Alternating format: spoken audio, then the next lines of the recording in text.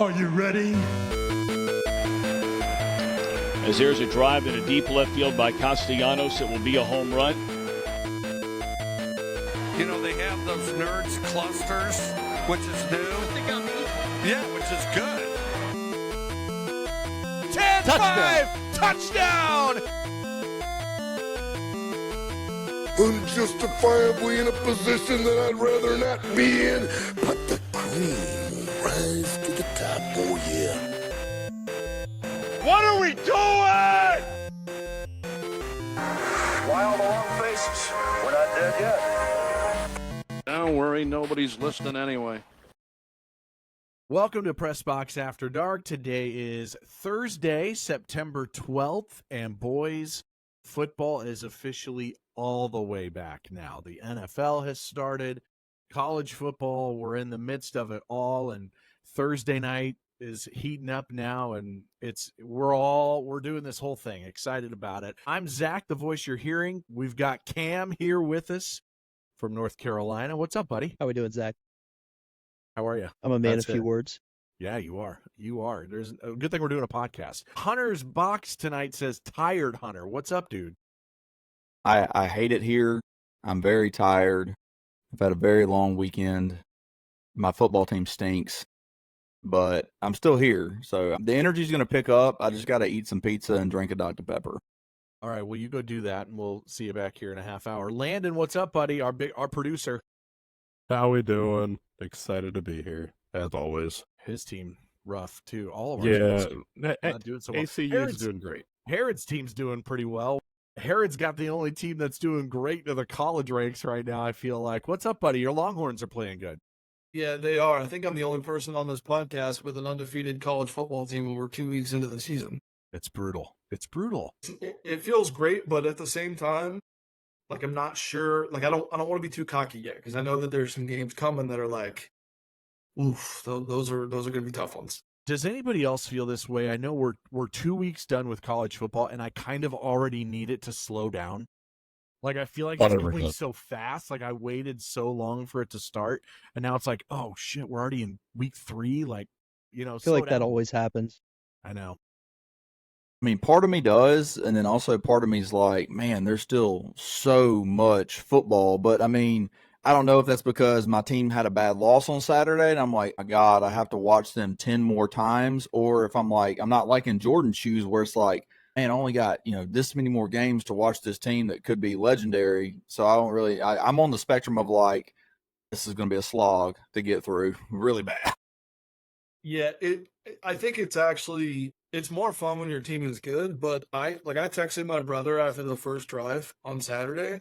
Texas went 3 and out, and I texted my brother, and I was like, oh no, they're in trouble. Like 50 seconds into the game, I was worried. I know, I kind of thought Michigan was going to hang for a while.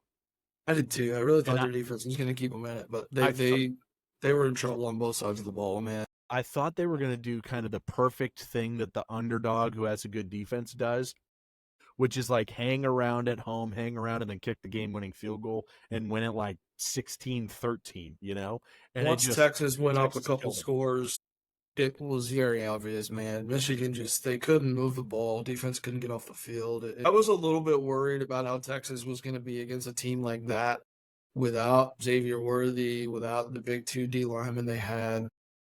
And really, if you watch the game, it looked a whole lot closer. I mean, the scoreboard made it look closer than it was. It really was not that close of a game. I think it's a great win for them right now, but how's it going to age? Are they going to end up as a 4 or 5 loss team?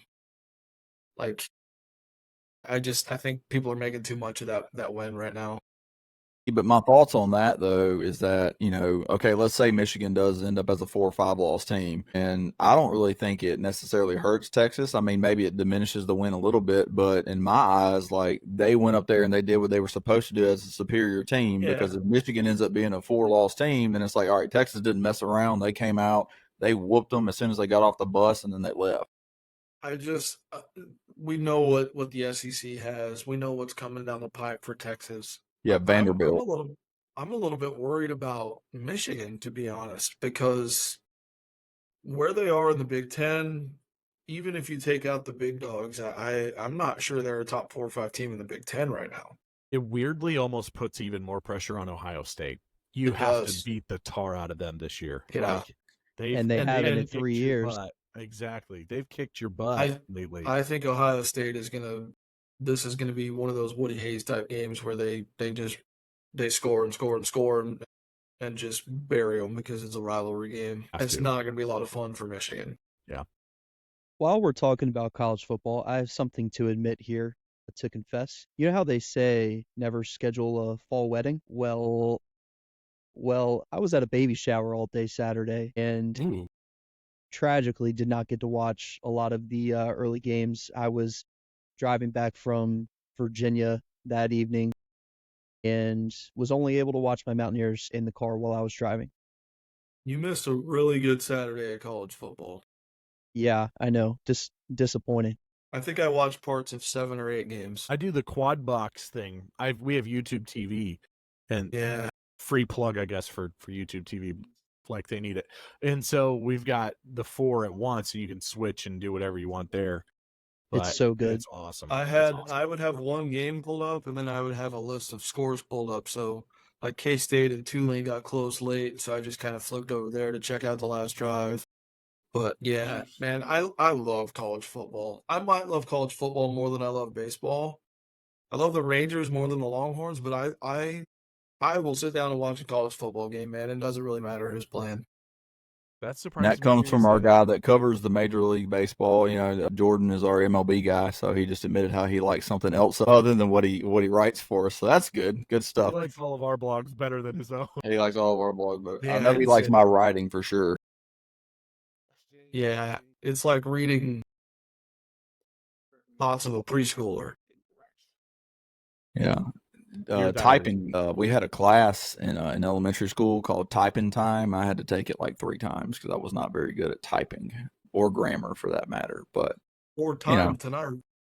4 times tonight. I was late, so you know it's been a day, it's been a weekend, but we are here. Like Zach mentioned, we are Press Box After Dark. Going to go over a little bit. We're talking good about college football, so I think we're going to flip it. And we're going to talk college football first, but let me at least let the fans know, or the fan, depending on how many we got at this point, know where you can find us and where you can listen to us. So this is our Press Box After Dark podcast. You can catch it on Spotify and Apple Music. That's at Press Box After Dark.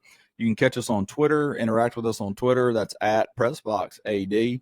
We are on TikTok now. I don't remember if we were on TikTok for the last episode or not. We're just posting a bunch of football clips from the pod, and then I actually went out to Arizona this past week, so I got some clips from the game that I went to and another campus that I visited on TikTok. You can get us on TikTok also. That's at PressBoxAD. And we're also on Instagram. We have now 9 followers. We're up 2 followers since our last podcast. So obviously the page is growing at an alarming rate. And you can catch us on Instagram. That's at PressBox After Dark. But we're just going to keep piggybacking off this college football talk because it was one of those weekends where you look at the slate and you saw Texas and Michigan, and I want to jump back on that because I have a couple of thoughts, but you looked at the slate and you saw that and you're like, okay, well, that's the big game. There was a couple of other games and you're like, it's a good slate, but I don't know what's going to happen. And you're like, maybe it's not going to be that good of a Saturday. And those are the Saturdays to me that always just deliver. They deliver. And we got so many things just to talk about that I want to touch on. But back to Texas and back to Michigan. I mean, we already touched on Texas pretty well. And I mean, Jordan, as an outsider who is, was excited to see Texas in the league, my 2 thoughts on this team was, one, my God, Mississippi State has to play them on the road. And then number 2, which is my actual thought on the team, is that this team can win the national title. Now, will they is the question, but they have all the tools. They have everything in place. They are big. They are physical. They are fast. And Ewers looks really composed and really, really good right now. And I just want to know, I know you've touched on it a little bit, but, where is that at in your head right now? Because they can legitimately do this. Yeah, I think coming into the season, my top 3 or 4 teams, talent-wise, I think Ohio State is there. I think Texas is there. And, of course, Georgia is there. When you open up against Colorado State, that's not ever going to be a good barometer for a team with national championship aspirations. When you go to Michigan in week 2, and again, I know Michigan lost a lot, But that's a really good program. You know, a ton of really highly talented recruits, and so for Texas to go in there and look bigger and faster, and if you watch the game, it started up front on both sides. They were able to be in the backfield. I mean, it was a meet me at the quarterback party for most of the second half. On the offensive side of the ball, Quinn looked comfortable. We talked on this podcast, the first episode, about as Quinn Ewers goes, is how their season's going to go. I'm a little bit worried about the injuries in that running back room already.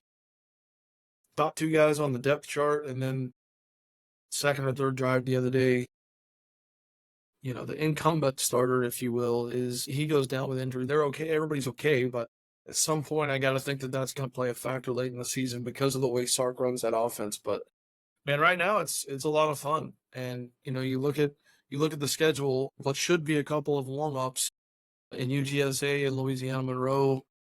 But then you open SEC play with Mississippi State, and then after that, it's Oklahoma and Georgia. So there's certainly some big games on the calendar. Oklahoma is a problem that Texas. I mean, even last year with that team, Texas makes a CFP run last year, and Oklahoma beat them last year. That's a hump. Texas always struggles with that one, and I think there's a couple more later on down the schedule. But they look good, and they're a lot of fun to watch right now. Cannot believe that was the first ever regular season game between Texas and Michigan. Yeah, I didn't realize that they hadn't met besides that 04 Rose Bowl. Just assumed. Yeah. It's 2 powerhouse programs that have both been around for 140 years or whatever. I have a take specifically about Texas and Michigan. I appreciated the fact that they did it at the big house, that they didn't do the neutral site thing. I kind of dig the neutral site thing, but like, man, when you're a big time program, A, you should want to host other big time programs. But B, if you're a team like Texas was this year, remember last year Texas played Ohio State early in the season, you should want to go play those kind of games if you think you're making a playoff run. You need to go play teams like that at their place. Figure out what you have. I think we should do way more home and homes, Cam. What do you think? Yeah, I do that. I completely agree. I think it's just better for the game doing the home and homes. Obviously, the neutral site games are just more isolated ways to make more money for those promoters putting on that game. But, and it's cool. It's cool to see the players right. get to play at certain places. You know, when they get to play at the Cowboys Stadium, stuff like that. Like, some of that's kind of cool, right? But man, like the home environment of a Michigan, of a Big Ten or SEC kind of school, like, you want to play in those kind of games. As a Texas fan, I want to know how Quinn Ewers is going to be. Is he going to be composed? You know, they go to Alabama last year. That's not an easy environment. But you should want your teams to play more of those kind of games. And as a fan, I would be okay even with you said home and home. I'd be okay with more 2-for-1s. Give me more of those games. And the 2-for-1s are tougher because typically the big teams aren't going to agree to that. But Sure. you know, and they're pretty rare. Like, just speaking from a West Virginia standpoint, the only 2-for-1 that I'm aware of, well, there's actually 2 of them. There's one that's scheduled right now. West Virginia has a 2-for-1 with Ohio, where they come to us twice and we go to them one of the years. And then back in the day when we used to play Marshall every year, it was actually a West Virginia government like law that they put into place that Marshall got to host West Virginia once every 3 years just to keep the rivalry going. And so I think the 2-for-1s are good too in certain aspects. But yeah, I mean, the home and homes are just great. I remember West Virginia had a home and home with LSU back in 2010 and 2011, and that was amazing. They currently have a home and home schedule with Alabama in the next couple years, which there's actually a lot of rumors right now that might get canceled because I think the SEC is going to a nine-team conference schedule that is going to shake some things up with their non-cons. But yeah, the home and homes just all around just provide really exciting college football. And I think with the 12-team playoff, there's a little more room for error, so it's okay if you lose that game. if you lose that game September 3rd and it's at Michigan or it's at Bama, like Alabama lost at home to Texas last year and it didn't cost them, so, I mean, again, that's assuming you play well in your conference schedule and you don't have hiccups and stuff. But if you're a contender and you lose that game, that's okay. You went and played that game. I think you're going to see a piggyback effect there, because now you're going to see more of those Texas Alabama kind of regular season matchups, because if you win, it's the same as kind of a March Madness almost. You're building a resume. So if you go in and win a game like that, your resume is solidified. If you lose a game like that, and that's your only loss, that's not going to hurt you a ton. I think it incentivizes more big-time programs to play each other. And you should be applauded for playing that game. Yes, absolutely. I think that's where college basketball has a leg up on the scheduling aspect, is that teams don't have to worry about scheduling a big game whenever, because they know that there's 30 more on the backside where they can make up for it. And it's a lot tougher to do that in football. But now, with a 12-team playoff, there's a lot less risk of losing that playoff spot if you drop one early. So, is Michigan coming to Austin next year? Was it a home and home, or was it a one-off, Jordan? Do you know? I think it's a one-off. I mean, and with programs like that, especially that, caliber, Michigan, Texas, whatever. But I think that, those were probably on the schedule even before Sarkisian got there, maybe even before Herman got there. Yeah, it just so happened that I don't see. It just happened that they were both good teams. That they were going to be top 10 teams when they met. Well, on the Michigan side of things, for them, I hope it's not a home and home, because that it's not a home and home. It is. Oh, yeah. God. It's not a back to back. Michigan is coming to Austin in 27. Okay, that's good, because I was about to say that this. Before then. Yeah, I was about to say this is. I don't even know if Sharon Moore is going to be the coach by 2027. Here's the thing that I took away from seeing Michigan in this game is that they have a lot more rebuilding to do than I guess a lot of people thought. I know that they lost a lot of the coaching staff, they lost a lot of the players, but it's not. You don't really think of Michigan as a program that has to necessarily rebuild, because it is, one of your blue bloods. And actually, after coming off a national championship, you still think that maybe, they can kind of rebound. People have forgotten where Michigan was not too long ago. True. But I also think if this was 10 years ago, they wouldn't have had this strong of a fall, even after losing some coaches, because the transfer portal has changed that.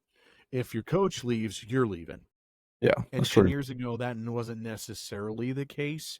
And so even if you would have lost somebody to the NFL, or your head coach leaves to go somewhere else, maybe some of those recruits are still coming, and maybe you're still pretty darn good the next year. We've seen, coaches kind of just hop in and take a team to the promised land. Yeah.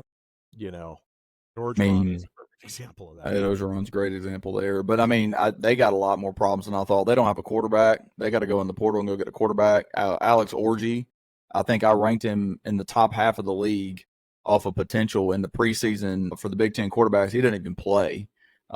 He's basically right now just a working project.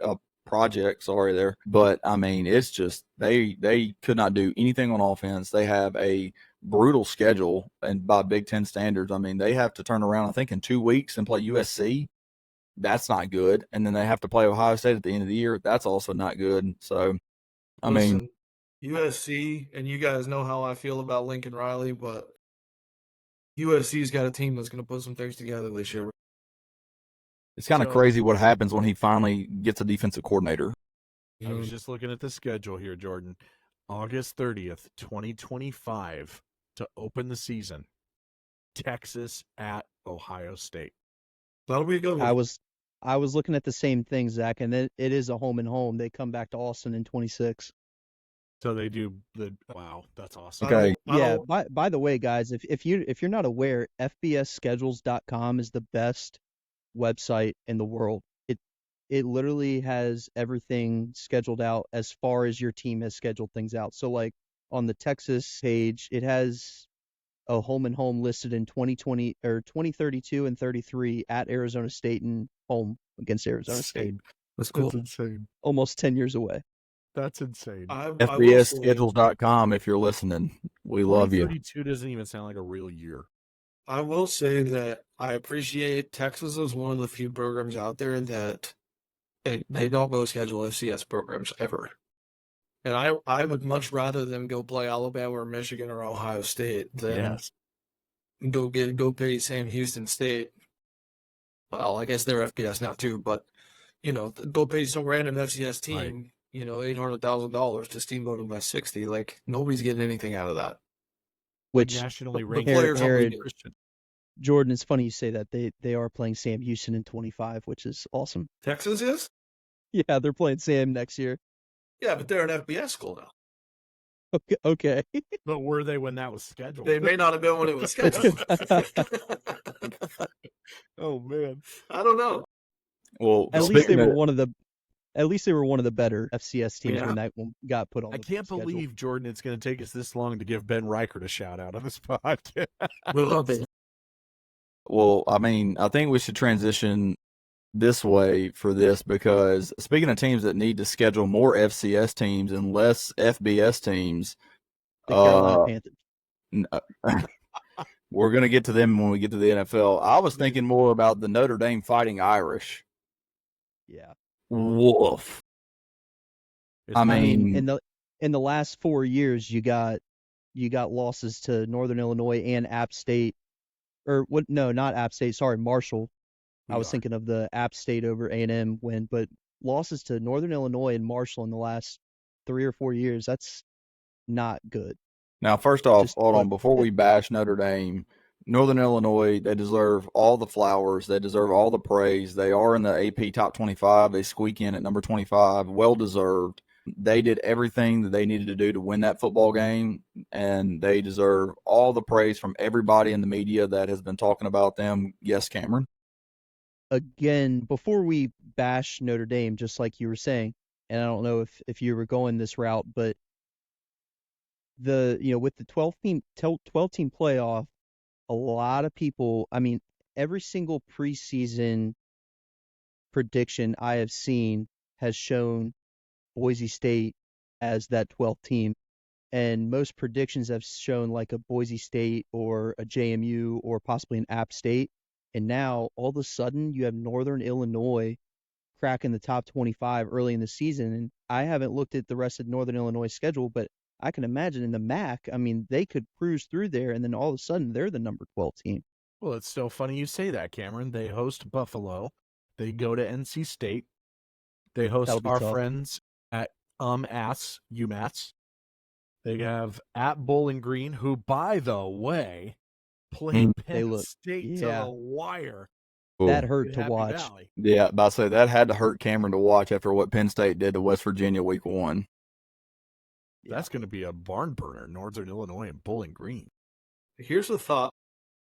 And It's a winnable schedule for them. what I want to know from Notre Dame is I watched Michigan and I felt like I knew what kind of team Michigan was. I feel like they're a 4 or 5 loss team.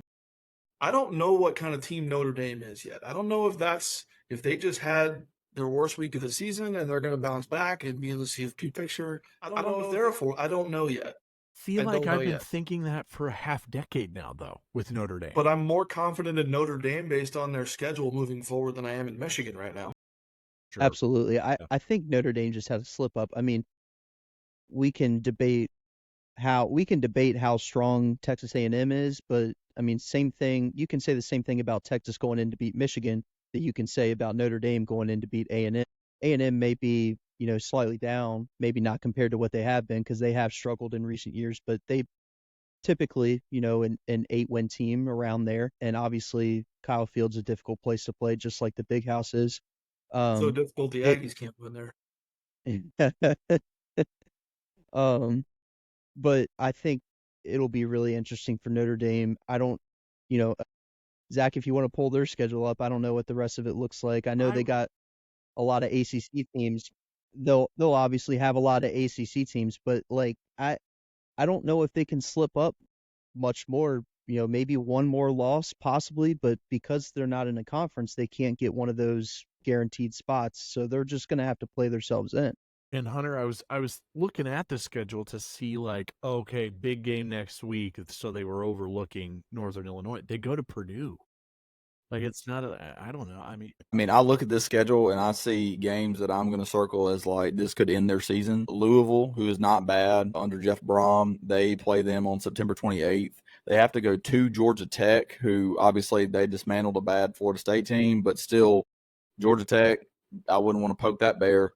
And then they also, they do play Florida State. So what if Florida State figures things out? Still a talented roster. And then they end the year with USC at USC.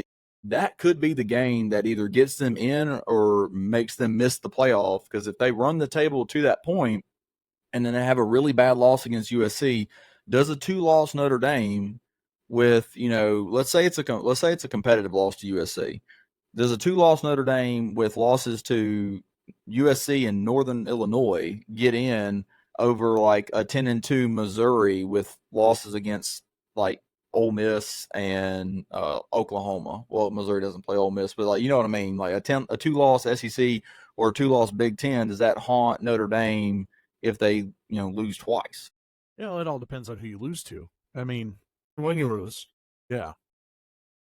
So I Notre Dame, first of all, Notre Dame USC, I don't envision that being close in Los Angeles. USC is way better. If this was 2005, that's the game of the year. But it's just Notre Dame has let folks down, I feel like, for 5 years now. I feel like they always do this. They're like, oh, God. Well, it's yearly now. I don't know. Good to see Brian Kelly continuing the tradition at another school, though. Almost would have even felt better if they lost like 36-34, not 16-14 at home. You're number 5 That's in the not country. encouraging.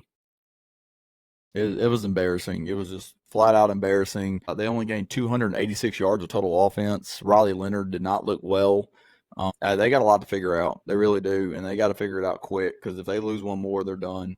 Looking at the rest of the games here in the morning slate from last Saturday that were just appealing and just shocking. I don't know if any of y'all watched Arkansas and Oklahoma State. My God, how Arkansas died away. I will never know. They had over 600 yards of offense. Oklahoma State. I saw something on Twitter today. It was like, sorry, X. Sorry, Elon. It'll always be Twitter. We'll be the old boomers talking about, remember Twitter? You're not old. No, we will be. We will be one day. Big day for you tomorrow. Right. What were we talking about? You got me Oklahoma State and Arkansas. So yeah, I saw something on Twitter that said it was like the one of only 2 games ever that a team had more than a 200-yard advantage and somehow lost. Them and the Jacksonville Jaguars are the same team. They find ways. I was texting Hunter in the fourth quarter of that game because that's who Hunter took to cover the 7.5, and I was like, dude, easy cover. This is a tie game. Somebody's gonna kick a field goal. Especially and then in they went to overtime. overtime, and I was like, then they went to double overtime, and Oklahoma State got the ball first, and I was like, oh no, Hunter's gonna lose his pick because of this. All he needed was for them to get to the third overtime, though. I know. That's all I needed. All I needed was Arkansas to score a touchdown there, and it didn't matter. And they There was a got stuff on penalty 4th and that 2. enabled some things in that second overtime, though.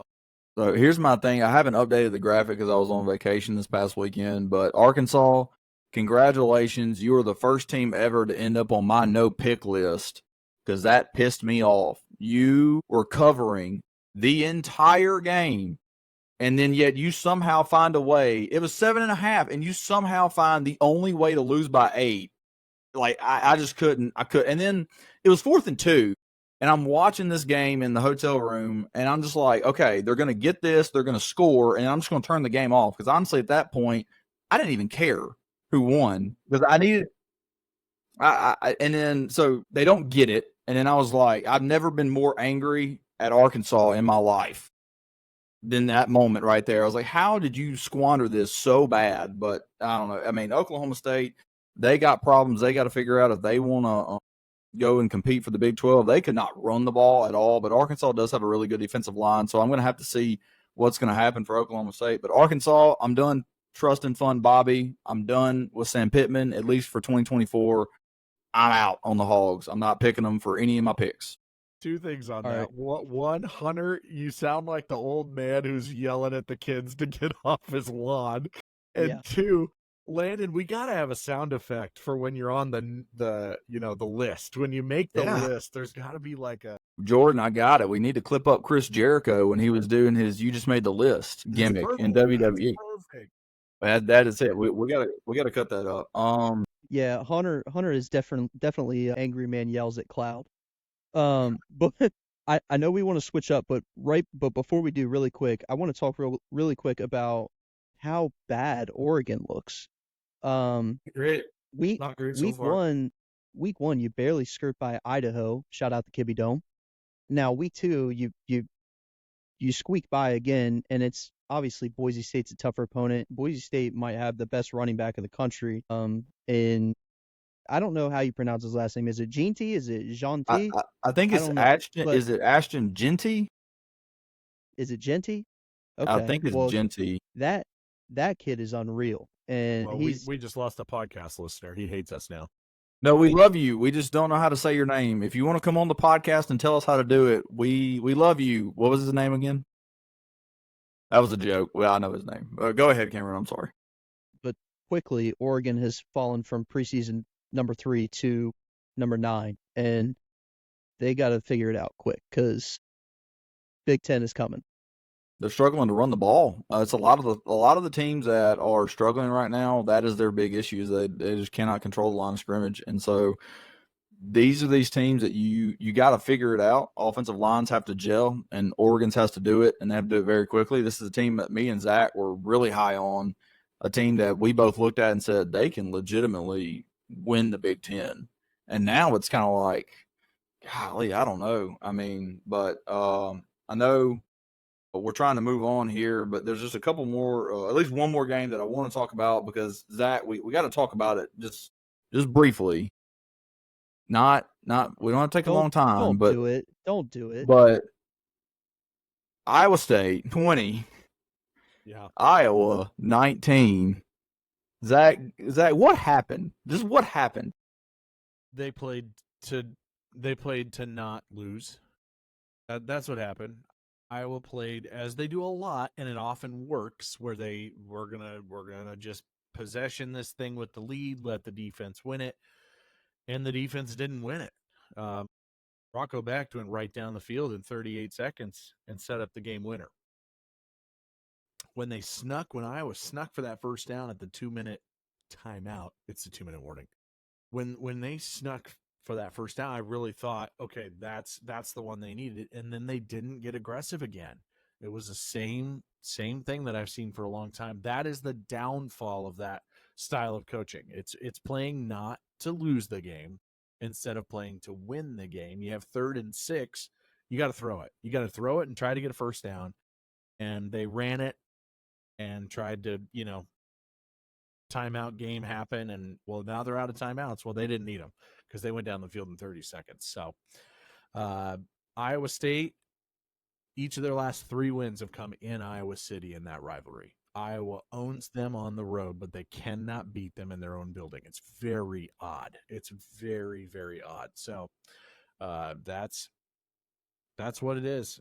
They played not to lose. That's it. It's I've seen it so many times where you do that conservative thing. I mean, I feel like I have endless examples of that, not just from Iowa, but for any team that plays that way, whether it's the prevent defense thing, late, or whether it's running it when you should throw it on offense, not being aggressive, whatever the case may be.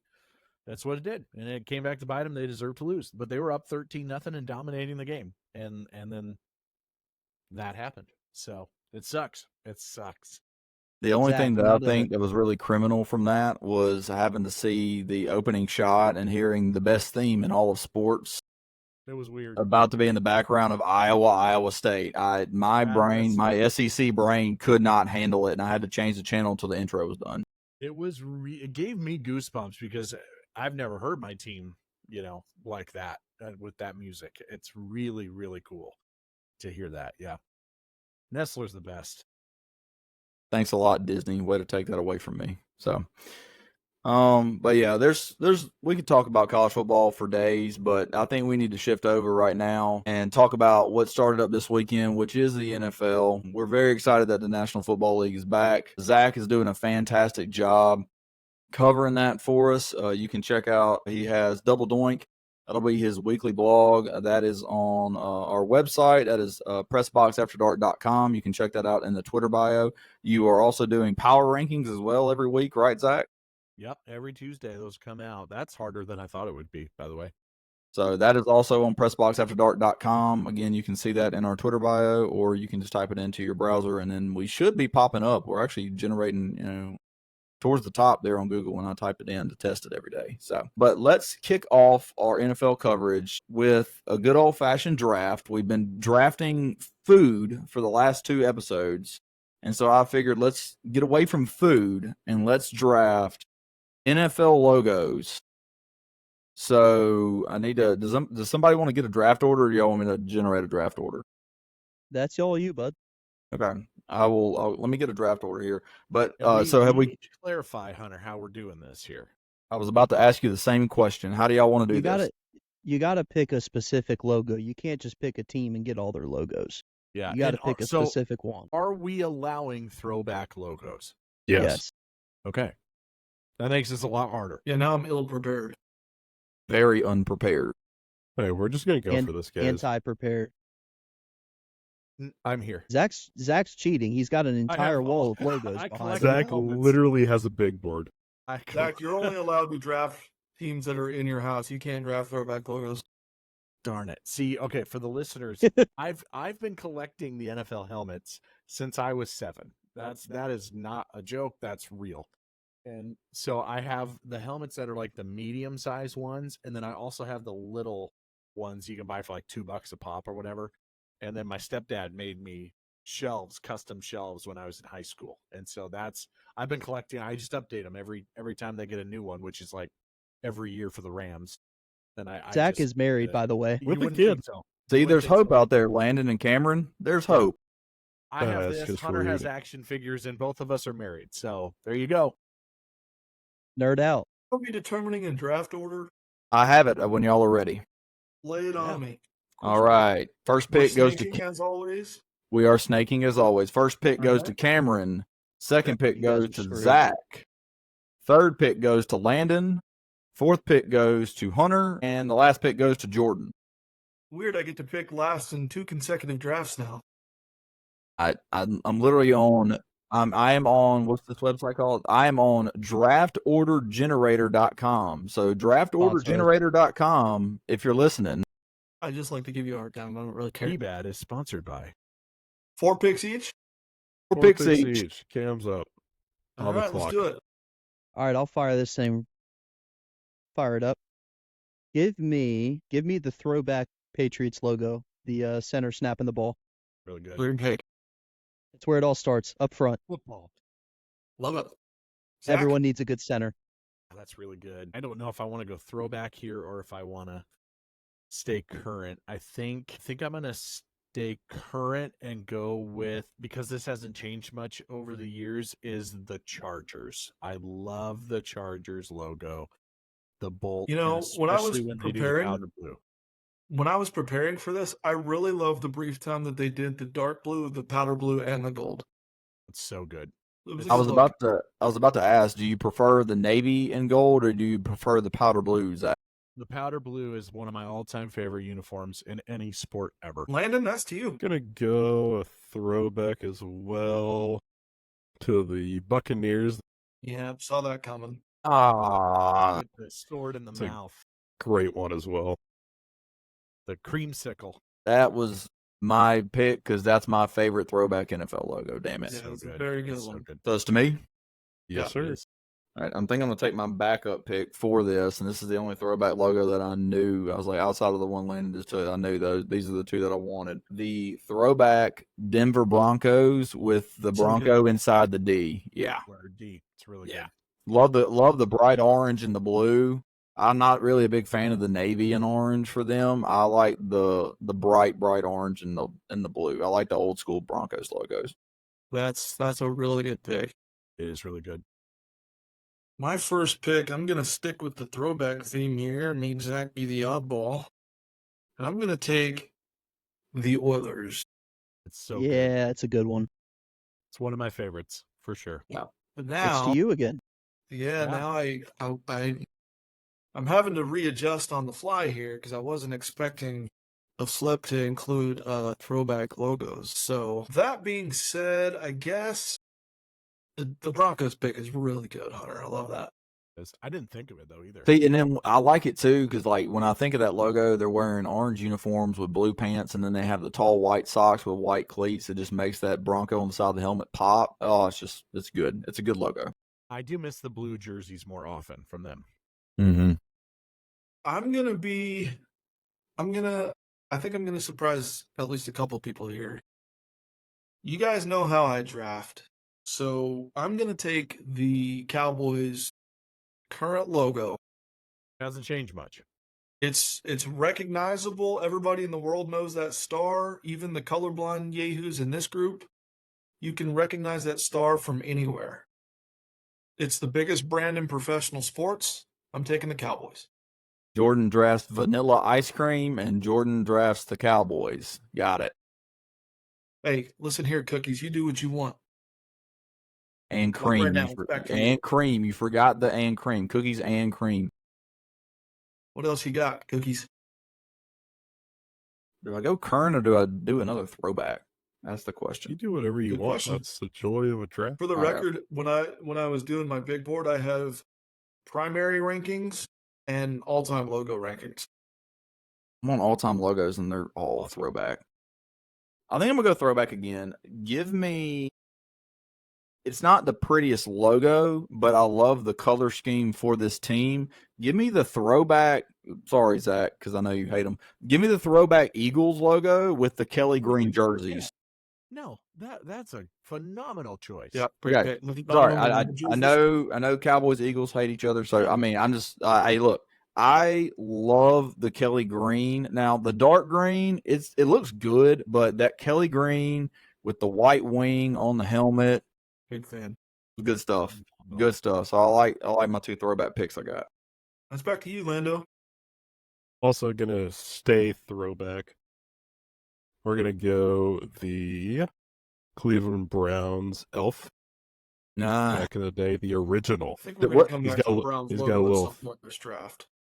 What is the Browns what does the elf have a name? Buddy, I will Google. Buddy. Go to the elf. What's your favorite color? gotta be Buddy.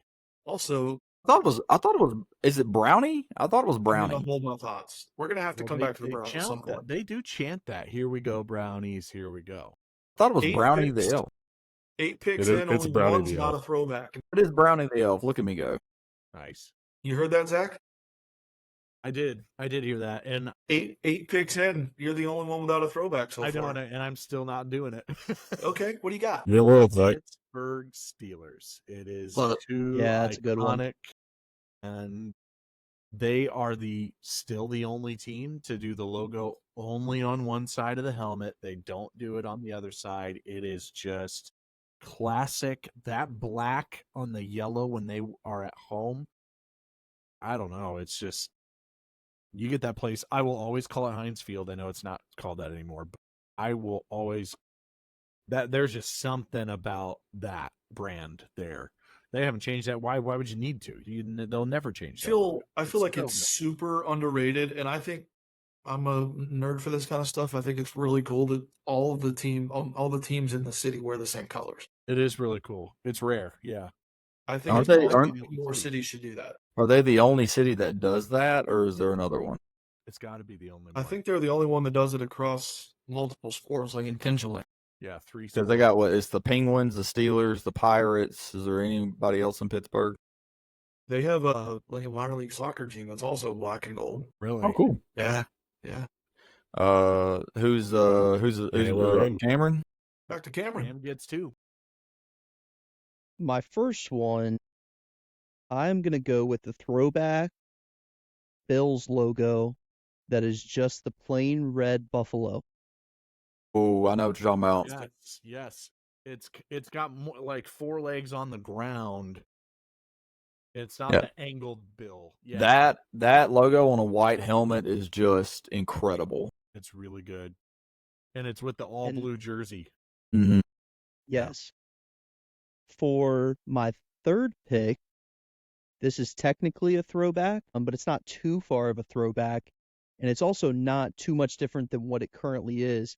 We're going to go the throwback Falcons logo The Dirty Birds, man. with, It's I can good. just see Michael Vick in it right now when he first got into the league with the straight up and down.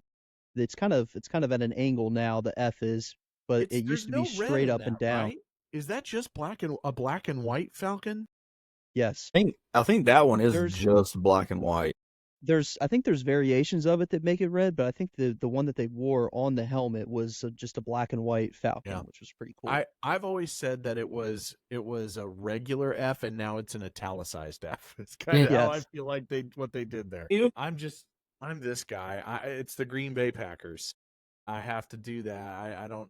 I know I'm the loser who's just going with the brands, but like that's just such an iconic letter. Like there is no other. Georgia's used it, like all the Grambling. like that letter G. I don't think of those other schools. I think of the Green Bay Packers, like, and they're all only team with a yellow helmet.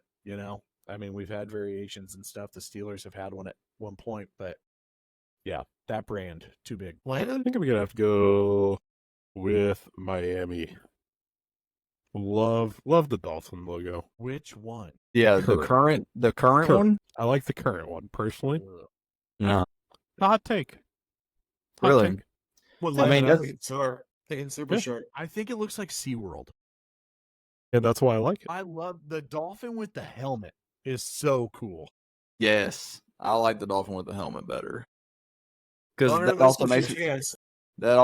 think of Ace Ventura as well. So, You're well, Hunter. I'm gonna go current with this with my next pick because 2 back-to-back throwbacks. I feel like I got to mix in at least one current team, and then I think if they're still there, I'll take my throwback when it comes back to me. Well, I guess I don't know. I guess this is considered current. I don't know. Maybe it's technically a throwback. Give me the Raiders. The Raiders logo. I mean, the current Raiders. They haven't changed it in a long time. But give me the Raiders logo. I like the silver and black. I don't know I know it's not everybody's cup of tea. I do like the silver helmets. I think they're great. I always think of playing Tecmo Bowl with Bo Jackson, and I love being the Raiders because he was a cheat code. I think that just grew on me, and I've always liked the Raiders look. I remember playing with Rich Gannon back on Backyard Football as well. He had that Raiders silver helmet. Love that as well. So I'm gonna go with the Raiders. I don't think there's been much change to that logo over the years. Maybe some colors. That's probably about it. I'll take Your the current last pick, version Jim. of it though. All right. I'm going to do it. I can't believe it's lasted this long, but I'm going to take the current Philadelphia Eagles logo, and I'll tell you why. Because I'm a sucker for things that are hidden in logos, etc., etc. So the feathers make the E, and they're the only logo that points to the left. Right. So because they're different, I'm going to take the modern-day Philadelphia Eagles logo, which leaves me with one pick, right? Yes, sir. Wow. Last one. This is The tough. Cowboys were 1 on my current board. The Eagles were 3. So I still have my 2 and 4 in play. And I'm trying to figure out if I want to take which one of them I want to take. But I think that I'm going to go with, and I know I'm going to hear about this in a minute, but I'm going to take the Houston Texans. You got the star, you got the bull, you got the red, white, and blue. There was only so many things that they could do once they put another team back in Houston. But to recap, Oilers, Cowboys, Eagles, and Texans. 3 Texas teams for me. Sounds right. Homer. Okay. So I knew this was gonna be here because I didn't think anybody would take this, and so I'm probably gonna get some flack for this, and this is You okay. can't choose Mississippi State. Nope. Nope, no. The No Texans. NFL teams in the great state of Mississippi. I am going to go with the original Jacksonville Jaguars logo, the older version of the Jaguar head, not the full body Jaguar. That's terrible. The Jaguar head from the late 90s and early 2000s. Mark Brunell, Fred Taylor. Byron Leftwich, Fred Taylor running down your throat. Give me the old school Jaguars logo. I Love love it. that. I like it. I Also, like it. too, probably the best use of teal in a uniform ever. Right? Cam, what year were you born? Hey, don't worry about it. I think you're as 98. old as the Jaguars and the Panthers. Win it. I think I'm going to round mine out with a team that I personally don't like because they're annoying. The Saints old school logo, the guy with the shield. Is that was back when they were the Aints? Yeah. You're talking like the Archie Manning Saints. Yeah. Yeah, Wow. old school. I think you're the only person on the planet that want to pick that logo. Probably. I think we could have done 10 rounds and that logo line has still been sitting there for you. Is it to me? It is. I have my first throwback. Your only throwback. My Ooh. only throwback, and I saw it on Sunday. Living on the edge. Seattle Seahawks. It's so good. It's The- so it's good. so It's good. so good. The gray helmet, Steve Largent, Jim Zorn. When they played in the, what was it? Was it the Kingdom? The Kingdom. Yeah. Oh, That man, the logo is incredible. The eyes like weird a little bit. It's so good. It's so Listen, good. on top of that, though, the evolution of their logo to like a little bit more modern. I've done a good When you job. go to the stadium in Seattle, it's right next to the Mariners.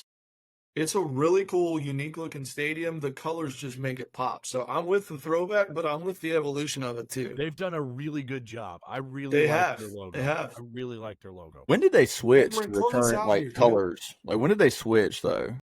Because like I remember Sean Alexander in that Super Bowl, and that was like the first time I remember that Seahawks color. It Well, must have been I like don't know 05 about or 06, that. something like Yeah, I that. don't know about that. I know when Nike took over in 2012, that's when they threw the like lime green color in Yeah. that they use. Okay. So I don't know about that though. Sorry to cut you off, Cameron. I was genuinely curious there. Cameron, take us home, country roads.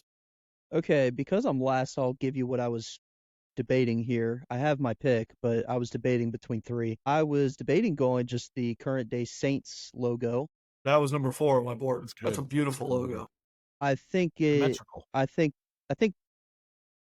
it's probably the best logo in the NFL in terms of embodying a city's culture. No question. So that's a strong one. Well, the but Browns because- are nothing, so that's pretty good too. But Landon picked a Saints logo, so I wanted to differentiate myself a little bit. I was also thinking, there's an old Steelers logo of a dude kicking a football on top of a steel beam, What? which is really Saw cool. that I've I've never seen it in use, but that's a really cool element. I had yeah. no idea. But the one that I'm going with, it's kind of similar to Herod's pick of the Dallas Cowboys logo.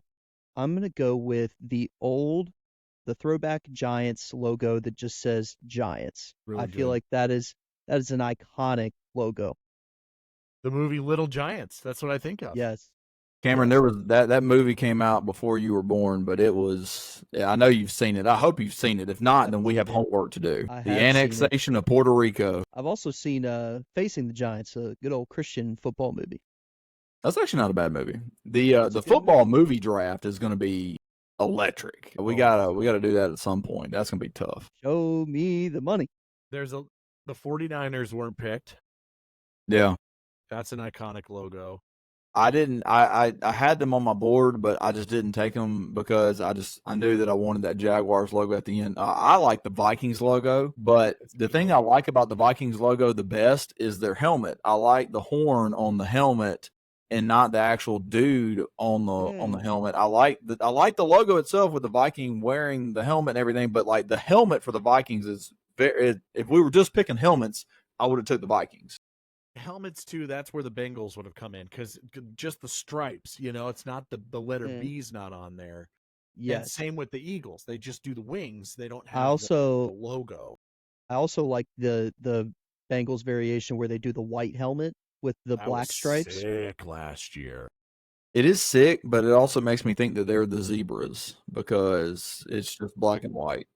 It's an That's albino tiger. Do you that's guys like the? Do you guys like? I don't know. Okay, so I watched that documentary on Steve McNair that was on Netflix like a couple days ago, and like they were going through the whole process of switching from the Oilers to the Titans, and I've never really just liked that Titans look. I don't know if it's maybe it's the white helmets made it better because they don't wear white helmets anymore. They do the Navy helmets, which I think are just hideous. I don't like the Navy helmets with that Navy logo. It's terrible.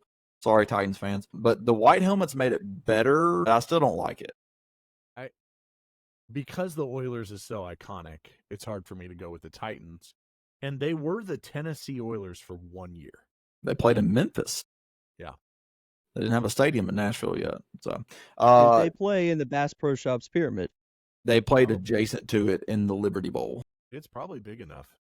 The Liberty Bowl, gross stadium, iconic Gross. stadium, but a gross. What stadium. is okay? So we drafted some amazing logo. What is like the worst NFL logo? The current Cleveland Browns look. It's the helmet. I mean, it's got to be that. Is there another pick outside of that? I have one. Commanders. Yes, the Commanders logo is terrible. Yeah, that one's bad. I'll tell you a logo that I actually don't really like, and I saw a lot of it this weekend. The Cardinals logo. I'm just not a fan. Very boring, very bland. Their uniforms are bland. It's just. I mean, I'm a fan for white. The white helmets. I guess it pops a little bit, but I just don't like that logo. It's just very boring. I'm glad Jacksonville just went back to the black helmet because for a minute there they did that like fade to gold thing. Yeah, That was Blake Bortles. really bad. Really Should- bad. Blake Bortles was the perfect guy to wear that. Landon, recap us. All right, Cam went throwback Patriots, throwback Bills, throwback Falcons, and then the throwback all capital letter Giants are all just one So good. word Giant. Zach was the Chargers logo with powder blue, Steelers current logo, Green Bay Packers current logo, and Seattle Seahawks current. Nope. I Throwback. love, Throwback. Sorry, Throwback. throwback. Yep. I love that you Throwback. picked Packers' current logo from 1899 to present. Yeah. Yeah. I mean, it's current. They're still using it, right? Landon, that's me, went with the Buccaneers logo, the Cleveland Browns elf, the Dolphins Throwback current Buccaneers logo. logo. Yeah, The throwback old, current. The old Bucks. The old Yeah, Bucks. old Bucks. Yeah. Brainsicle. Dagger in the mouth. So good. And old school Saints with the shield. That's an out there one. Hunter went throwback Broncos, the big D logo, throwback Eagles Kelly Green, Raiders current logo, which is also one that's been around, and then the old Jaguars. And Herod went, the all Texas team basically. The Oilers throwback. I mean, I guess it's just the Oilers actually. Cowboys current logo, current Philly logo, and the Texans logo. I have one more logo I want to shout out just because Do it. I think it's hideous. The Ravens logo where it's not the bird going sideways, but the bird looking at you. You know what I'm talking about? Where it's Eye contact. not the bird that's on their helmet. It's the other one. It's there's so much going on in that bird's face and that bird's eyes. I don't like it. They have a shield one too that they used to have. That's terrible. That kind of looks like a. Go ahead.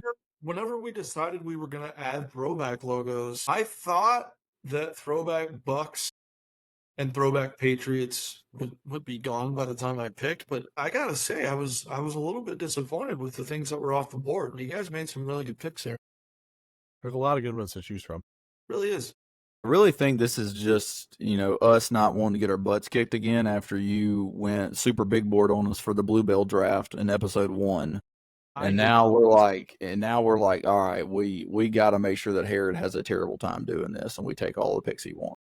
I have fun doing this. I think it's great. Well, the draft was my idea, if you remember.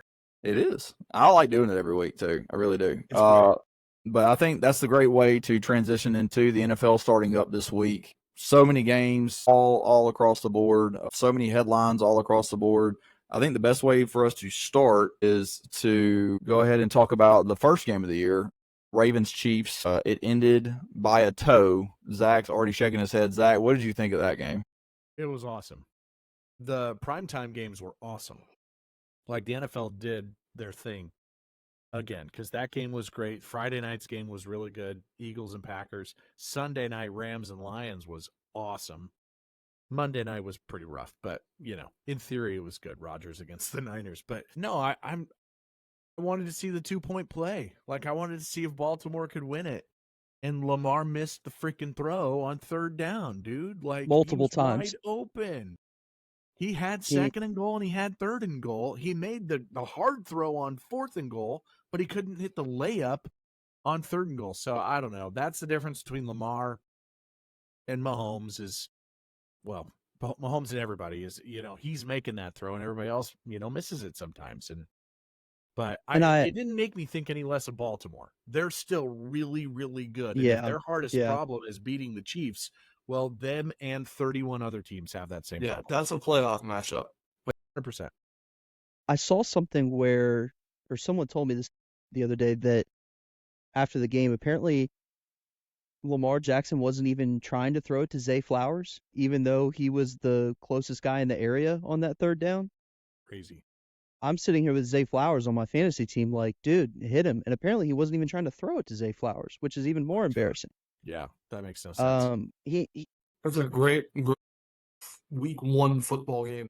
All receivers need it to was wear good. white cleats. Yeah, I don't know how it's 2024 and we're just now I having mean, that conversation. Come on, guys. Like, it's called a touchdown on the field. You need some doubt that it was in to uphold it. White cleats. We also have too many cameras now, though. I gotta say, there were 2 things I was really disappointed with in that game.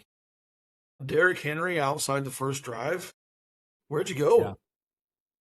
Yeah. And did Mark Andrews play in the football game? Isaiah Likely looked really good. They got a new tight end 1. He's way better than Andrews. Did somebody draft him in our fantasy league? Because if not, I'm going to the waiver wire right now. You're not first Unlikely. on the waiver, buddy. God dang it. He's really good. My thought on this is that, I mean, we've never seen a three-peat. Do we think that this Chiefs team? Okay. Listen, Okay. Patrick Mahomes, all we heard last season about that football team was how Patrick Mahomes didn't have any weapons in that entire offense. They won the Super Bowl. Then they went and addressed their biggest need. Xavier Worthy and Rashee Rice just ran all over the field the other night. I'm going to tell you, if I'm ranking the last 10 Super Bowl champions, last year's Chiefs is near the bottom. They were not very good. Everybody had a case of the drops. Mahomes had not a very good statistical year, and they won the freaking Super Bowl over the loaded 49ers. And Xavier Worthy's he's a stud already. I mean, he's incredible. And they got rid of Kadarius Toney. Yeah. They've made They're a better every football upgrade team by a lot. By a lot. Their offense looks like 2 years ago when they scored 38 to beat Philly in the Super Bowl. They are so good. I have zero thought that somebody else is going to beat them right now. And that's why it's the beauty of week 1. It's really hard to do, but if there's anybody and that I'll can say beat this. these guys. Cameron and I were talking about this because we were playing each other in fantasy football this week. Mahomes didn't even really look that great. That offense didn't look. They looked like they were in week 1, and they still beat a team like Baltimore. They're just scratching the surface. By week 6 or 7, I don't want to be part of Kansas City. And yes, they can do it again. That game could be huge. That toe tap could be huge for home field advantage. Absolutely. So that's why that game matters. I mean, over the course of 17 weeks. That was a big one. The game in Brazil, the Eagles looked, well, they started off a little slow, and then they picked it up, and then Jordan Love gets hurt. I was kind of high on the Packers because they're a team that if they get in rhythm offensively, they proved that last year in the postseason, and I was like, this is a team that could be really good, but with him getting hurt, I don't know. What did you think of the Eagles, Zach? I know they're in the division with the Cowboys. So, like, are we scared of them now with Saquon Barkley? No, I'm scared of Saquon, but I was scared of him in New York, even though he was the only good thing on that team. Good job getting rid of him, guys. That was smart. I actually had the Packers in the Super Bowl. Really? Yeah. I think Green Bay is so young and so talented, and this 5-6 week stretch without Love could really hurt them. And that receiving core was shaping up to be really good. It's really good. They're big play waiting to happen. And so without Love, though, for a month plus, that's going to be tough. One, Detroit might win the division by Thanksgiving. It may hurt them because Malik Willis is a massive drop-off. Like, I mean, massive drop-off. So they may try to go get somebody. So I fear for Green Bay in that regard, but when Love is there, they're really freaking good. So here's an off-the-wall question. Would you, if you're the Packers, and let's say by the time that Love comes back, if they're not in anywhere where they can go and get a wild card spot, do you risk Love going back out there, and do you just pack it up and maybe tank for a draft pick that's to help help kids building it up? If he's back in a month, you have to trot him out there. I mean, they're still looking at a potential 12-win season at that point. Right. If it's a month, I would. If it's 2 months and you go 1-7 and you're, that's a different story. That may be a little bit different, but I thought for sure his season was going to be over. So to find out that it wasn't was refreshing. But on the Philly side, I still think Jalen Hurts looks rough. He looked bad. He got better as the game went on, but he just looked off. And Jalen Hurts has always been, though.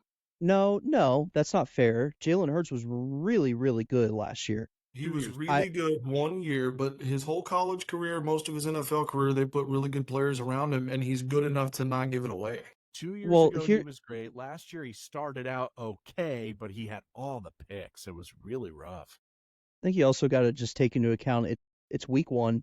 No one has played. The starters haven't played, and you're playing in Brazil, of all places, week 1. That's a very odd situation. I think that's fair. I don't think a lot of people understand how hard the travel is for a game like that. When you're a creature of habit like those guys are, and you're not sleeping in your own bed, you're not even sleeping in a normal hotel, your whole schedule is out of whack.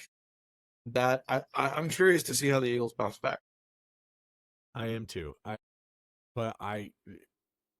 When I hear people say they didn't play well, but they won, they were 10-1 last year and fell off the planet because they were winning, but they weren't playing well. And so I just feel like here we go again. Like I got to see them, play well and win a game, and then maybe I'll kind of buy it. Saquon looks ridiculous. He looks unreal.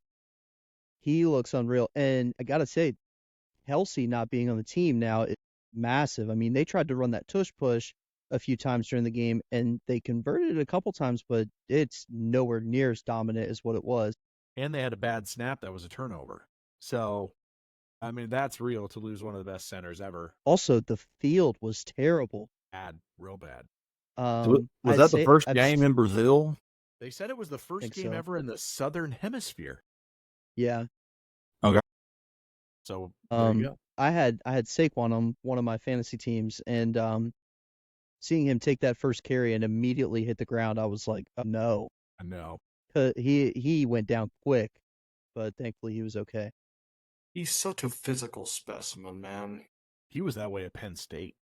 And I know, like, he's in the NFL, they're all big and jacked, but Saquon Barkley's on another planet, man. What they say, like 500, 600 pounds he's squatting? Something dumb. Just a Volkswagen. He's insane. He's insane. Zach, why don't you go ahead and touch on America's team after my boy Dakota Prescott signed a record-breaking deal? How do you feel about the Cowboys after they took down the Browns? Better, and also like this is kind of what they do, like it's like, okay, well, this is what you do. You're a really good regular season team. They have 37 wins over the last 3 regular seasons. Really good. They're a really good regular season team. So I don't know. Talk to me in January because that's how it goes with them. That was a wild lead up to the kickoff games on Sunday. Dak Russell Wilson is out. Like all this news broke like 30 minutes before these games happened. I didn't think Dak's deal was going to get done. I didn't think they wanted to sign him this year, and so I mean, kudos to him for getting it. Can we spend a minute talking about that? Yeah, Because I feel like this group has largely been in sync on that, but there are people out there that'll tell you Dak Prescott's not worth the money, blah blah blah blah blah. When you look at the quarterbacks that are getting paid what they're getting paid, Daniel Jones is making $45 million a year. Stop it. no, he was next in line. That's just. I mean, the quarterback he played against is getting 230 guaranteed, and Deshaun Watson looked awful. Oh my God. Well, an awful human and an awful quarterback at this I point. mean, he looks like one of the worst contracts ever. Yes. It's And up there. I love that the city of Cleveland is just stuck with Deshaun Watson while Baker Mayfield is absolutely thriving somewhere else. And they love him in Tampa. Yeah, no, but Dak, I knew he was gonna get paid. If it wasn't Dallas, it was gonna be somebody. I But mean, if you're the Cowboys, if you're looking at that from a business standpoint, tell me the quarterback that I'm going to be able to go get that's a better right now, not in 3 or 4 years, right now, better than Dak Prescott that's available. You're not getting Mahomes, you're not getting Burrow, you're not getting Hurts, you're not getting Josh Allen, you're not getting those guys. the only way it works is if you're gonna go have a top 2 draft pick. And with Dak Prescott, you will never have a top 2 draft pick. You And are listen, going to be too good. Here's the other part of it. Quarterback for the Dallas Cowboys is one of those positions in sports that, like, you're just not turning that over to Trey Lance, dude. Like, you're just not. It was always going to be Dak. They were always going to give him his money. Next year, somebody else will probably have another record-breaking contract. This is the nature of the business. But to say they shouldn't pay Dak is absurd to me. There was no other option. And Dak is really good. I think he's a top 10 quarterback. I think he's really good. He is very much underperformed in the in the postseason, but he is not alone on the team for underperforming in the postseason. Like it's if it's about playoff wins, tell me how many Kirk Cousins has, and then tell me how many dollar signs are attached to his name. I'd rather have Dak. Yeah, no, 100%. And he's like Micah hasn't shown up in a postseason game yet. Like CeeDee Lamb had the drops all of a sudden against Green Bay last year. The Packers, Dallas gave up almost 50 points last year in the playoffs. There's only a handful of teams in that league where that's the standard.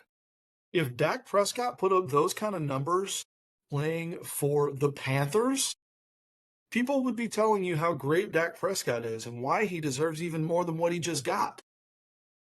I don't know. The one thing I like about him, like watching him in college and then watching him now with the Cowboys, is that I feel like, to me, he either vastly improves or just slightly improves every single year. Like, he's always getting better to me, because I think, like, when he got into the league and then he ends up becoming the starter and he has this great rookie season, I thought, okay, well, he's probably going to be a flash in the pan, because he was great at Mississippi State, don't get me wrong, but I was like, I just don't know if he's the NFL guy. And then each and every single year, it just seems like he just gets better and better and better. And I don't know if being the Dallas Cowboys starting quarterback helps that even more, because he is under the biggest spotlight more than any other quarterback, like Jordan just touched on. So if you're not a guy that is going to look at everything that you are doing in your game and try to get better at every single thing each year, you're just going to get eaten alive and run out of Dallas really quickly, because they will come up with any excuse to throw Dak under the bus if the Cowboys lose. I got two things here. First of all, Dak Prescott led the NFL in touchdown passes last season. So if he's not worth the money, then neither is nobody else. There's anyone else in the entire league. Second, what I hear so often is, well, how many rings does he have? Mahomes should be the standard because Mahomes is the standard when it comes to championships. Nick Foles won a championship. Stop this madness. I beat Tom Brady. Dilfer also has a ring. Just want to throw that out there. I don't like Trent Dilfer. Stop. It's not about that, man. Dak Prescott is a good enough quarterback to lead a team to the Super Bowl. He is a good enough quarterback to get paid $60 million. At the end of the day, you pay players what they're worth, because that's what you have to do. It's a business. You have based to on do what that. the market dictates. Right. I was just gonna throw it out there. I think Dak just deserves a lot of credit for how he's handled the entire situation because I feel like we've been talking about him deserving a big deal for like the last 3 or 4 years. Like he was on his rookie deal and was playing really, really well on his rookie deal, and we said, he probably deserves an extension.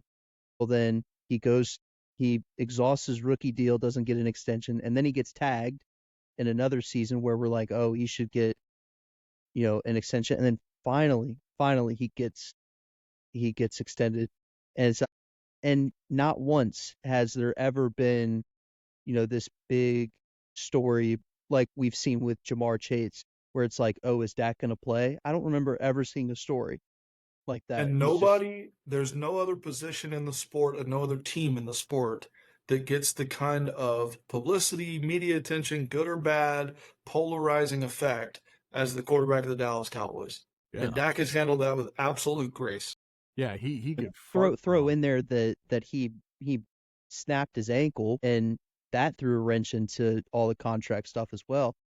I just feel like he's been through. And he has lot. an owner who loves attention and loves being a microphone guy. Nobody else is dealing with an owner like Jerry Jones, man.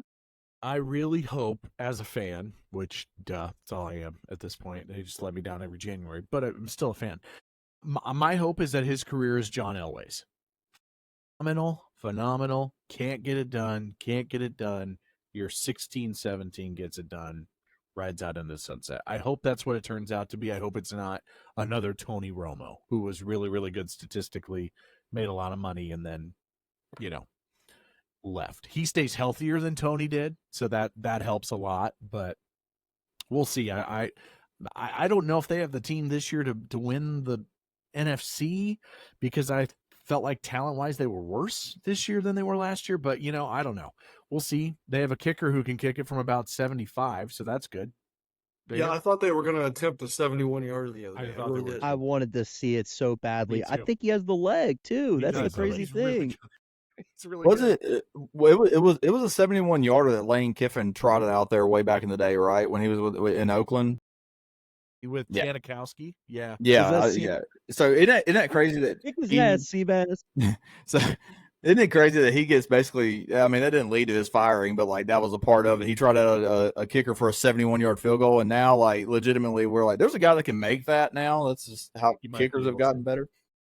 So, staying with quarterbacks, 3 rookies getting the nod on opening weekend: Bo Nix, Caleb Williams, Jaden Daniels. Of these 3, let's ask this one question: which of them will have the best rookie season of the 3? Well, first of all, I'm gonna admit I thought Bo Nix was still at Oregon for a hot second. There forever. So I think Dale Lanning may have thought that too. I thought he might have still been at Ole Miss for all I'm concerned. College football for 14 years. He also went to Auburn, but good try. I thought he was at Ole Miss before. No, I would hate him a lot. I would hate him a lot more if he went to Ole Miss. He was in Auburn. Who am I thinking of then? You're probably thinking of maybe Matt Corral. Maybe. Cam Newton went to Auburn. Eli Manning went to Ole Miss. Yeah, that's it. Yeah, I hate him too. Yeah, Eli Manning. Yeah, that's it. That's the one. The answer to your question, and I hate to admit this, the answer to your question is Bo Nix. Really? Yeah. What was your question? I'm going to give you 2. Who which was of the the best 3's going to one? have the best rookie season?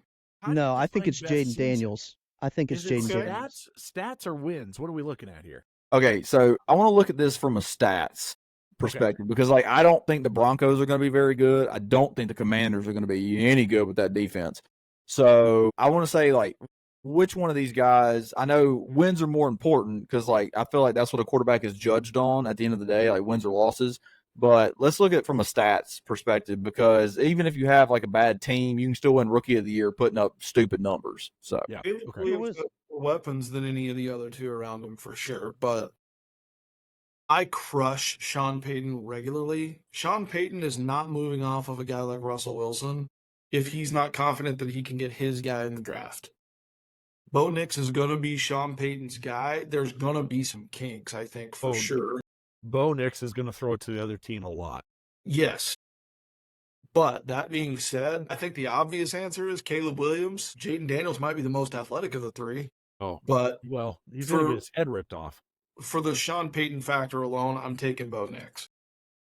Yeah, I think, I mean, it's just my personal opinion. I think Jaden Daniels is the best of the three, even though Caleb Williams is the number one You're saying pick. he's just the best of the three. I think Jaden Daniels is. I mean, Nice. Okay. I Jordan like that take. Jordan hit on it. He's the most athletic, and I'm just praying that Washington doesn't treat him like they treated RG3 in that rookie season where he goes off and then gets hurt late in the season. He's got to learn But to slide. he looked really good. He's got to learn to slide, but I think it's promising. It's not like they have an elite receiving core, but they have Terry McLaurin, they have Brian Robinson who looks really good. They have Austin Eckler, so it's not like there's nothing there. They got pieces. Well, and if you're just talking stats, I mean, this legitimately matters. Washington's defense is brutal. So they may be slinging it around to play catch up. And so, honestly, his stats might be really good, in that term. It's interesting to me that nobody took Caleb Williams. I think he's going to have the most wins. Okay. I think Chicago's defense is awesome, and it's going to keep them in some games. I think he's going to have the most wins. Washington, I think Jaden Daniels is going to be the most holy crap, wow, that was awesome play. And then I think Bo Nix, when he throws a pick, he throws it with conviction. But I think he's just going to gunsling Brett Favre that thing out there. And so I think Bo Nix is going to have this roller coaster type of year.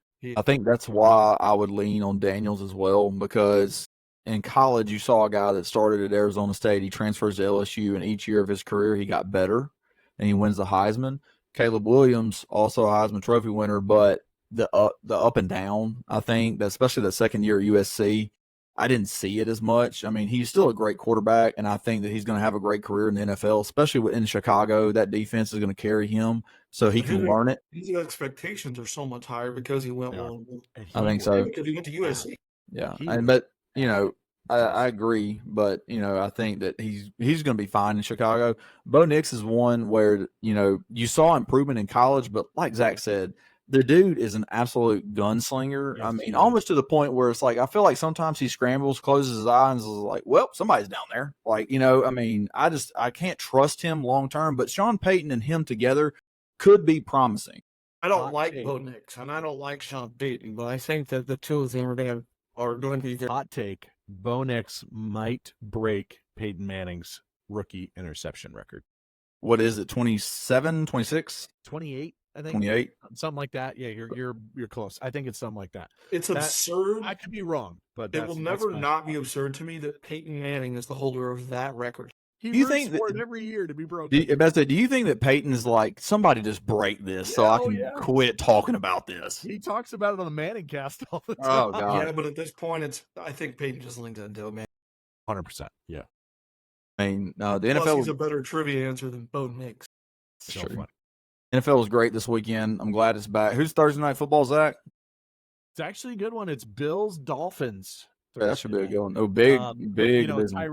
Tyreek might have another traffic thing on the way to the stadium. But, Oh, my. and then Josh Allen jacked up his hand or something. He was like, "I'm not a doctor," or whatever that was. I don't know. So, but that's as good of a Thursday night game as Amazon Prime's had in a while. So, But excited for week 2 of the NFL. Check out Zach's power rankings. They come out every Tuesday. And then his weekly article that comes out on Thursdays, right, Zach? yes, Tuesdays and Thursdays. Spoiler alert: the Panthers are last. Oh, no. Okay, if the Panthers, quick question. If the Panthers were in is it the UFL now? If the Panthers were in the UFL, do they win that? No?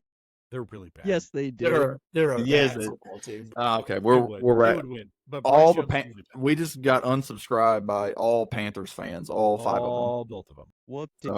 But let's wrap it up here and let's go into our last segment. That is hang the banner, and let's pass it around. Everybody can hang a banner for something going on in the sports world, the non-sports world. Basically, just a quick little segment to end it up here, where everybody gets like 2 minutes to talk about whatever they want to talk about. Zach's raising his hand. I'm gonna go first. I did this one on a whim because I didn't come prepared for this at all. So, I am gonna hang a banner for the New England Patriots. It is the biggest win of Week 1 to go into Cincinnati and win. And then I found a nugget that the Cincinnati Bengals, since Joe Burrow has taken over in 2020, in weeks 1 and 2 of a season, are 1-8. He has been healthy all of those years. He got hurt, later on in the season. He's played in every week 1 and 2. They are 1-8 in those weeks, and they go to Kansas City on Sunday. So I don't know how they are so bad every year to start is insane to me. But Gerard Mayo, hang the damn banner, dude, up there in Foxborough, taking over for probably the greatest coach ever. And he just goes into the jungle and gets a win. So there you go. That's my fantasy quarterback, Joe Burrow. Can't wait to give me 8 points again this week in Kansas City. He's got blonde hair. I'll go next. We're going to hang the banner Notre Dame. You paid Northern Illinois $1.4 million to come beat your butt. I mean, what are we doing, guys? We touched on it very briefly at the beginning of this. Your playoff chances are nil now, possibly? Yep. I mean, basically, so, yeah, it's a soccer term. When we were discussing this the other day, I'm going to stand by my statement. When Notre Dame loses, America wins. I mean, it is the Irish. Get them back to their potatoes. Who is Neil? You said that. Who is that? You said Neil? Neil Who's Diamond. going next? No, I'll go next. The bad joke will lead me into this. Hang a banner, Arizona State football. You got your first ever win over an SEC program. Last Saturday, Mississippi State traveled out to Tempe, Arizona. Most of y'all probably didn't watch it because it kicked off at 9:30 Central and 10:30 Eastern. But I went out, me and my wife made the trip, went out to Arizona and went to the game, and my God, just a pitiful showing on Mississippi State's part. But I want to shout out Arizona State. Kenny Dillingham, what a job he's done in year 2. Really, really good stuff. They have overhauled that roster really quickly. One of the schools that has doing the transfer portal right so far. They still have a lot to prove, but they had 29 transfers come in. 60 players on their roster have not played their entire career at Arizona State. And their best player, he came from Sacramento State. He's a running back, Cam Skattebo. I heard that name about 1 million times from the PA announcer because Mississippi State could not stop him. He toted the rock 33 times for, I think it was like 264. Didn't get into the end zone, but the only reason he didn't get in is because on his one breakaway to win the game, he took a knee at the 10-yard line, which is just so disrespectful, but I understand why. But good win for Arizona State. Their fans, the ones that were nice to me, good for them. The ones that were not nice to me, go kick rocks in the desert, people. Also, too, this banner is for the football team. It's not for the fans. Their fans, when it was 30-3, you're about to get your first SEC win ever, they bailed. Their whole stadium almost emptied, and Mississippi State made that a one-score game late. So, Arizona State fans, I know you don't listen to us yet, but when you do and you hear this, go support your football team. They are really good. Sam Levitt has a lot of growing to do, but Cam Skattebo, must-watch TV. Great running back. On the Mississippi State side of things, we stink. Our defensive line stinks. Our offensive line stinks. We got to get better. It's just going to be a rebuild, and it's going to be a long year for me, so you're going to hear a lot of depressed Hunter over here. But I like Jeff Lebby. I think we're going to be okay. It's just going to be a really, really long year. But congrats, Arizona State. Hunter, I how's got that really bad stadium? news for you. What? Vanderbilt doesn't look that bad. You guys might be looking at. You know, here's the thing. I didn't want to say it, but I'll say it because I'm a truth teller. I'm not a delusional fan. Saturday when I left the stadium, I quickly realized that we are the 16th best team in the SEC. And the bad thing about that statement is that there's only 16 teams in the SEC. Vanderbilt would absolutely kick our ass up and down. And that's just because, they have, trusted Clark Lee. They got a good, foundation built, and it's actually paying off for them. And I think that's what Mississippi State fans have to just put up with right now is that we are building the blocks of this program right now, and we are at ground zero. We have to get there, and it's not going to be overnight. 12 years winnable if you want to go going out on. Hunter, real quick, how was that stadium?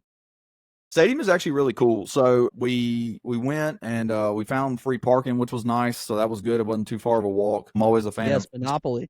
Yeah, I'm always a fan of free parking. But so I didn't know this about the stadium. I'd seen a couple of games there, but I'm not really that big on watching Arizona State because a lot of the times they get that late kickoff, and I'm probably watching Hawaii instead for the memes. But their stadium is actually built on the side of a mountain, and so they actually had to build up the stadium high, like the grandstands high, because back in the day, people would sit on the mountain and watch the game and not pay for tickets. And so they had to build that up. But I'm always a fan of a stadium where you have to walk up to the concourse and then down to your seats. And our seats were really good. I think we got them on Vivid seats, I think as well. It wasn't bad pricing at all. We sat near the student section, which was more full, which was a mistake because we thought we were sitting on the other side where the state fans were, but we didn't. We read it wrong, stadium wrong. But I mean, the students brought it. The students were there until they got up 30-3, and then they left. But I mean, overall though, wasn't the best stadium I've ever been to, but it wasn't the worst. I really enjoyed it. I've been to two like unique non-SEC stadiums that are Power 5. Kansas State and Arizona State are the only two I've made it to.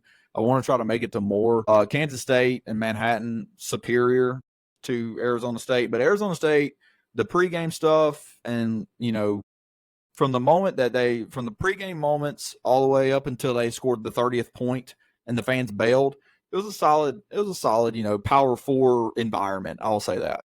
Manhattan, Kansas, sneaky fun place, by the way. Really sneaky fun place. Yeah. Really sneaky fun. Hunter, I have more bad news for you. Herod gave you some bad news that you might be the worst team in the SEC. You mentioned that, this is your words, by the way. You said Arizona State is a really good football team. They're not. Well, I just want to clarify that they're not. Well, Cam, he actually said Arizona State is a really good football team. Hey, here's the thing. I'm just going to throw us all under the bus except for Herod. Arizona State's 2-0. The rest of us have all taken an L so far. So they're at least moving forward on this season undefeated. They have that hope at least, Texas would be the 15th best team in the SEC right now. I said I left Herod out of this. No, I mean, I really do. If they're not a good football team, then Cam Scadaboo is a one-man wrecking crew. He was incredible. I mean, they rushed for over 300 yards, and they didn't run the wishbone. But if they did, I mean, they probably would have rushed for 500 yards. I mean, it was just. That guy belongs on the all-name team for sure. Yeah, great name. I think Arizona State loses their next 4 games in a row. Cameron, you or me? I'm pulling up the schedule. I might take this wager right here. I have it right now. At Texas State, Texas Tech, Kansas, and Utah. They're beating Texas Tech for sure. Texas State. Texas State's actually, that's going to be tough for them. And it's on a Thursday too, right? They played Texas State and Texas Tech. I think they can split those for sure. Can I give my hang the banner since we're talking about that team up in Lubbock? Do it. Landon, I'm going to apologize in advance, but Texas Tech is spitting out graphics and all kinds of things about their quarterback, Baron Morton, is first in the Big 12 in passing yards and 4th in the nation. Texas Tech is 1-1 with a 1-point win over a 5-6 FCS team and a loss at Washington State. Stop telling me how many passing yards you have and tell me how many freaking wins you have. This is what Texas Tech has been for 30 years. The difference was Mike Leach actually won some football games with the air raid there. Yeah, he did. Hang the banner. I don't care about your passing yards. Go win some football games, you dorks. Over an FBS team. Yeah, that's all I got. Sorry, Landon. Aaron's PSA. Is that Rusty crying in the background? That is Rusty crying in the background. Perfect. He was just the official mascot of Press Box After Dark. He's so mad about Tech. Just want to throw this out there. The Pac-2 Landon at first. The Pac-2 is undefeated. Just want to throw that out there. Pac-2 is undefeated. Oh, gross. I thought it was Landon. I'm just hammering Texas Tech, and then I hear Cameron, take us home.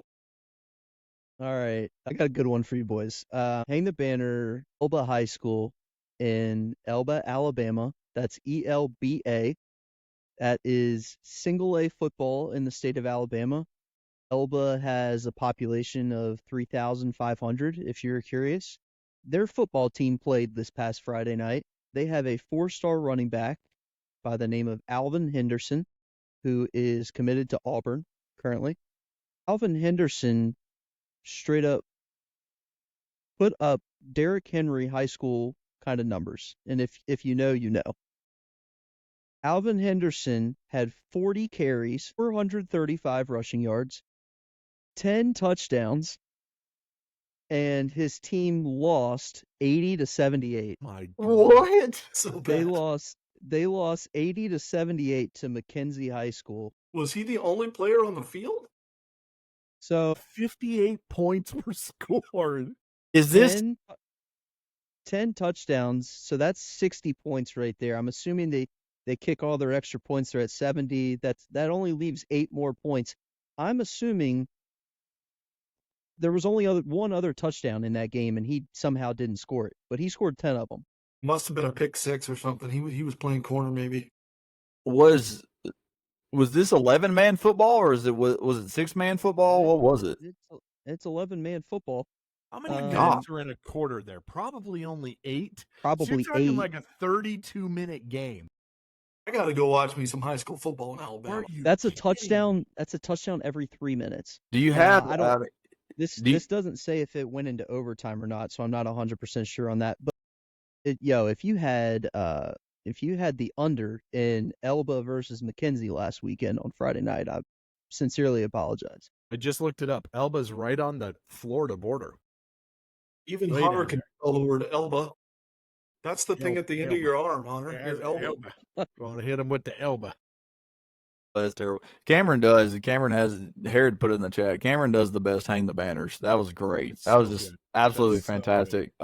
But that'll wrap us up for episode 3 of Press Box After Dark. You can listen to all of our episodes on Spotify and Apple Music. You can find us there at Press Box After Dark. Check out our website, pressboxafterdark.com. You can catch up on all of our blogs. 3 Up, 3 Down is our MLB blog by Jordan. We have NFL Power Rankings and Double Doink by Zach. And then we have our college football 4-man front picks. What? 2 doinks. Oh my gosh. 4-man front picks is our weekly picks. We as a group actually had a winning record in week 2. So shout out to us as a whole crew there. You can catch us on Twitter. That's at PressBoxAD. And we are on TikTok at PressBoxAD. And then check out our Instagram. Maybe we'll get double-digit followers by the next time we record. We are at 9, so maybe we'll get up to 10. That is at PressBox After Dark. Next episode will come out in 2 weeks. Does somebody have a date on that? What date would that be? No. And Hunter, don't forget, we have Survivor starting next week. So Oh, we do. So for all of our fans of Survivor After Dark, we'll start. We'll do our fantasy league for Survivor. We might even, if we can get a graphic for that every week, that'd be great too. But Survivor starts season 47, September 18th. We got to have a draft for that as well. So all the stuff we're doing, if you can't figure out where to find us, pressboxafterdark.com. It'll lead you to everything. Does anybody else have anything they want to say? Don't I feel say like I it. should have done like a Jim Nance voice on CBS or something like that. Oh, yeah, you should have it. I love it. Anybody else have anything they want to add, though? I got one last thing. See you, Dinks. Let's go. Suck it, Hunter. Love you, boys. Peace.